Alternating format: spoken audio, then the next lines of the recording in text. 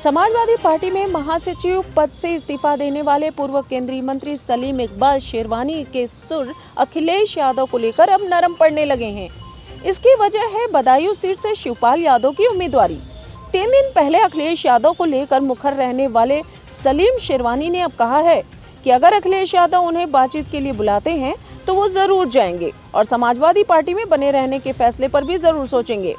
उन्होंने शिवपाल यादव से बेहतर रिश्ते होने की भी बात कही है।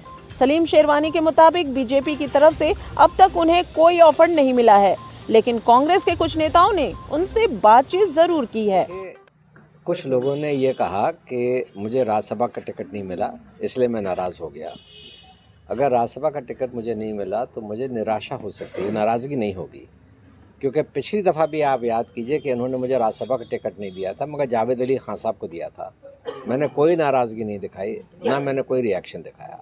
इस दफ़ा मेरा जो नाराज़गी हुई वो इस बात से हुई कि आप पूरे 2024 के चुनाव में नारा दे रहे हैं पीडीए का, और पीडीए के ही प्लेटफॉर्म पे आप पूरा चुनाव लड़ना चाहते हैं जी। मगर आपने जो राज्यसभा के नॉमिनेशंस किए उसमें ना पी है ना ए है। तो हमारी कौम ने, मुसलमानों ने पिछले उत्तर प्रदेश के चुनाव में 80% से ज़्यादा वोट समाजवादी पार्टी को दिया, ये सब के सामने जाहिर है, और उसको आप रिप्रेजेंट ना करवाइए तो मुझे इस बात से बहुत ज़्यादा नाराज़गी है। अच्छा सर, ये लगता है कि आपकी नाराज़गी की वजह से अखिलेश ने बदायूं के प्रत्याशी को बदल दिया? नहीं, देखिए, धर्मेंद्र जी से मुझे कोई ज़ाती नाराज़गी नहीं है। उन्होंने बहुत दफ़ा मुझे कांटेक्ट किया, उन्होंने बहुत मुझे मनाने की कोशिश की, मगर मैंने उनसे ये कहा कि मैंने एक प्रिंसिपल पे स्टैंड लिया है और वो स्टैंड मैं नहीं बदल सकता अपना।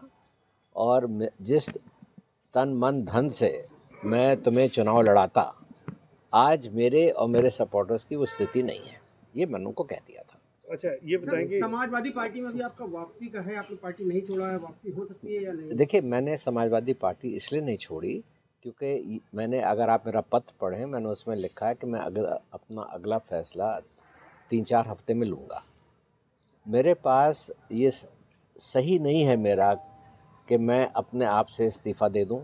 पद तो मेरा है, मैं पद से इस्तीफ़ा दे सकता हूँ, मगर जितने लोग मेरे साथ, इतने लोगों ने मेरे साथ समाजवादी पार्टी ज्वाइन की है, चाहे वो अलीगढ़ के लोग हों, चाहे वो एटा के लोग हों, चाहे वो बदायूं के लोग हों, चाहे वो बरेली के लोग हों, इलाहाबाद के लोग हों, खड़े हुए हैं यहाँ लोग।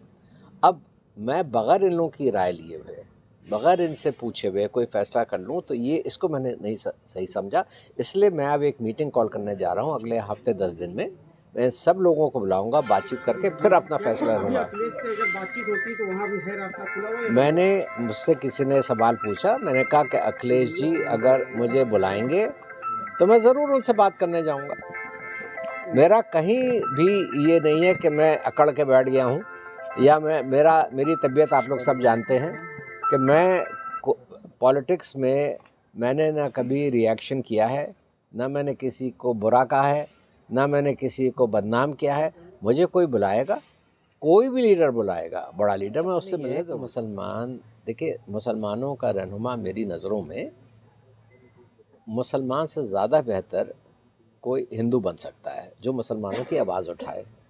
आज मैंने ये कहा कि अगर मैं एक मुसलमान की हैसियत से ये महसूस करता हूँ कि मैं एक सेकुलर मुल्क में रहता हूँ या मैं अपने आप को सुरक्षित महसूस करता हूँ, तो इसका पूरा क्रेडिट हिंदुओं को जाता है जो 80% हैं। वो मुझे महसूस कराते हैं कि मैं सुरक्षित हूँ, वो मुझे महसूस कराते हैं कि मैं सेकुलर मुल्क में रहता हूँ। आज वो चीज़ ख़त्म होती चली जा रही है। अच्छा, बीजेपी तो इसी बात का दावा कर रही है, चाहे पीएम मोदी हो चाहे सीएम योगी, कि सबका साथ, सबका विकास, सबका प्रयास, उसमें यकीन है कुछ? मैंने जैसे कहा कि कहने में और करने में बहुत फ़र्क है। मैं तो रिजल्ट चाहता हूँ, आप करके दिखाइए मुझे। वो कहते हैं जो सरकारी योजनाएं हैं, जो तमाम स्कीम्स आती हैं, उनका उसमें कोई भेदभाव नहीं है, मुस्लिम को ज़्यादा रिप्रेजेंटेशन मिला। जितनी रिपोर्टें आई हैं उसमें यह है कि मुसलमानों के हालात दलितों से भी बदतर है। ये तो आपके सामने आंकड़े हैं। उधर खबर है कि समाजवादी पार्टी की प्रवक्ता रही ऋचा सिंह आज बीजेपी में शामिल हो रही हैं। ऋचा काफी दिन पहले सपा से इस्तीफा दे चुकी हैं।